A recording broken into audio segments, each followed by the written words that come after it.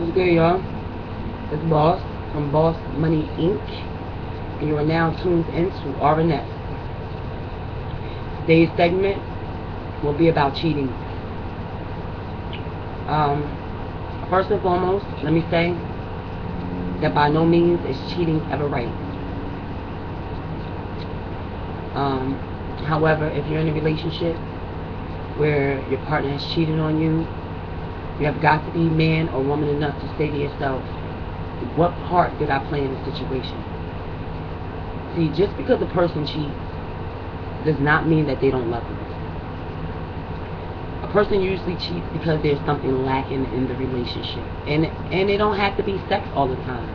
I mean, like, the sex could be the bomb, but there could be something else missing. You know, for example, my fiance and I are no longer together because I cheated on her. I was wrong. I was dead ass wrong on my part. However, she was wrong on her part. You know, she was doing things that pushed me out of the relationship, and I gave her forewarning. You know, I wanted to take care of some business. One thing led to another. Doesn't mean I don't love her. I love her to death. Doesn't mean I didn't want to be with her. I still want to be with her. I mean, like, right now, I still want to be her wife. But she's not woman enough to man up and say, what the fuck did I do to make her cheat on me? You know, you have to have an open line of communication, and some people don't understand what that is. Like, when I'm in a relationship, I'm 100% honest, I'm 100% real.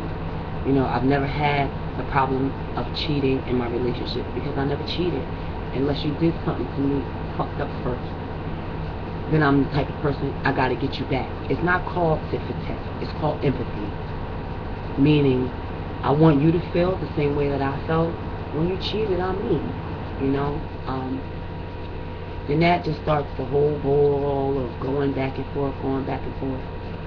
It ain't worth it. That, and ladies, there's other things out here besides HIV that you can't get rid of. Like, for example, herpes. I remember when I was in high school, we had a big herpes outbreak in the gym. And it's so easy to catch it. You know, kissing, drinking, smoking after people. I'm real funny. You know, I don't smoke after people, I don't drink after people, but my family. But, you know, there's other things out here that you don't want to bring back home to your partner, you know. And we're dealing with, you know, the men having babies on us. Like, come on, niggas. Like, come on, that's ridiculous. Like, you really gonna go cheat and not strap your shit up when they come back home and lay in the bed with your bitch? Or the mother of your children? That's ridiculous. Two wrongs don't make you right. And for me, it can't make me evil with anybody who's beneath me. So, you know, for anybody who knew me and my wife, you know, like, every time I turned around, I had to beat a bitch up. However, I had to come to the realization that it was something that I was doing that was pushing her away, you know. So as hurt as I was, and as angry as I was, like, I wanted to kill her, I wanted to kill everybody she cheated on me with. I really had to sit back and say to myself, boss, what you doing? What you doing that's pushing her away from me? You know what I'm saying? Like, with me and my ex now, like, everything was good, you know, like, home life was good, we had good conversation, the sex was mean.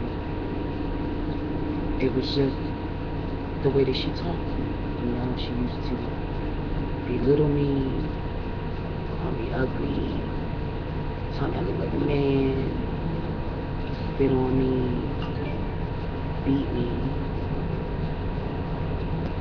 And I gave her forewarning. I'm like, you need to change, you need to stop that, you're killing me, stop doing that, you know, before you push me into the arms of someone else. Or I used to say things like, if you don't care about me, I'll find somebody to care about me. You know, and I went away and I was hurting real bad and I cheated on her. And she's not woman enough to sit down and say to herself, what the fuck did I do to make my baby go cheat on me?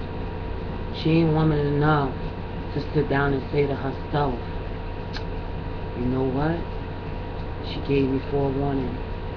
She told me to love her better. She told me to treat her better. Unless she really cheat on me.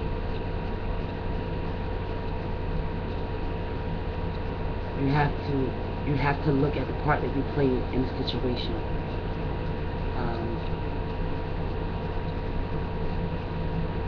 Or like, for some people, they like to bring other people in the bedroom. You know what I'm saying? If that's the case, then please your man, please your woman.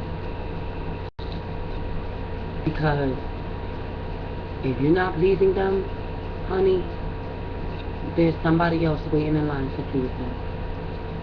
So, before you cheat, or before your partner cheats, find out what's going on in the relationship. Find out where the neglect is and where you can make it better. If they're complaining to you, telling you that they're hurting, they're unhappy, you don't treat them right, you need to do better. If you love that person and you want to be with that person for the rest of your life, or how long you want to be with that person, you need to take heed to what they're saying. Don't say to yourself, oh, that bitch bugging, I do this for that bitch, I do that for that bitch, I do this for that bitch. Because there's some shit that you just ain't doing for that bitch. So, you need to take heed to that. There are some people that be in a relationship and their partner has cheated and they're still together. I mean, me personally, I feel that if two people can go through everything that's meant to tear them apart and still stay strong together, then they were meant to be. Like with me and my wife, we had been through so much. We had been through hell and back. But she and I both knew that there was no one in this world that would love us and protect us like we did for each other. And I miss you, Shite.